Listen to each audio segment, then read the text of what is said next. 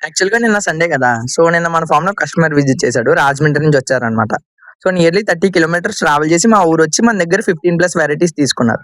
నాకైతే చాలా excitement. So, నేను అడిగేసాను ఎళ్ళేటప్పుడు కస్టమర్ ఎళ్ళేటప్పుడు, "బ్రో ఏంటి అంత దూరం నుంచి వచ్చి మన ఫార్మ్‌లోనే ఎందుకు కొనుక్కున్నారు?" అన్నారు. అని అడిగేసాననమాట.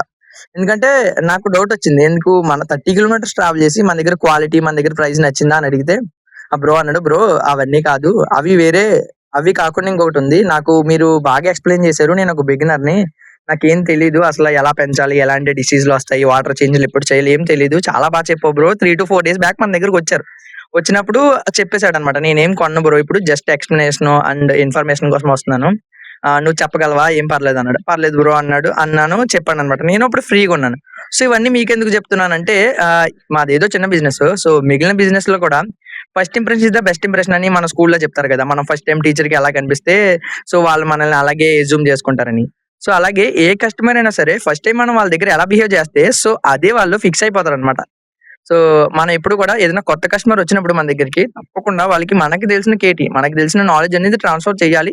అండ్ వాళ్ళకి నచ్చినట్టు క్లియర్‌గా చెప్పాలి. సో, దాన్ని బట్టి డిసైడ్ అవుద్ది. నేను నిజంగా చాలా హ్యాపీ అయిపోయాను. ఎందుకంటే నా ఎక్స్‌ప్లనేషన్ నచ్చిందనగానే నేను షాక్. ఎందుకంటే చిన్నప్పుడు మా డ్యాడీ "నీకు ఎక్స్‌ప్లనేషన్ చేయడం రాదు" అని చాలా సార్లు చెప్పేవారనమాట. "నీకు కంటెంట్ ఉంది గానీ నీకు చెప్పడం రాదు" అని అనేవారు. నేనింకా బ్రో అలా చెప్పగానే చాలా షాక్ అయ్యి చాలా ఇదైపోయాను. సో, ఇది ఎలాంటి సెల్ఫ్ హైప్ కాదు. జస్ట్ నేను షేర్ చేసుకుంటున్నాను మీతో. నెక్స్ట్ ఇది కనిపిస్తుంది కదా! ఇవాళ మండే అనమాట. ఈ వీడియో మండే రికార్డ్ చేస్తున్నాను. ఫుల్ రైన్ వచ్చేసింది.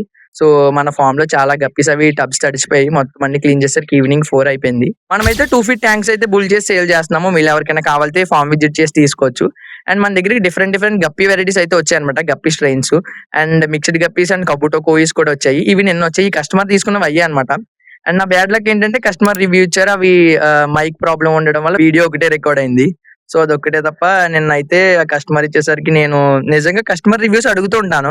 వాళ్ళు ఇస్తానంటేనే నేను రివ్యూ తీసుకుంటానన్నమాట. లేదంటే మనం చెప్పాను గదా! Customer privacy is most important. Next వీడియోలో కలుద్దాం. Thank you so much for watching.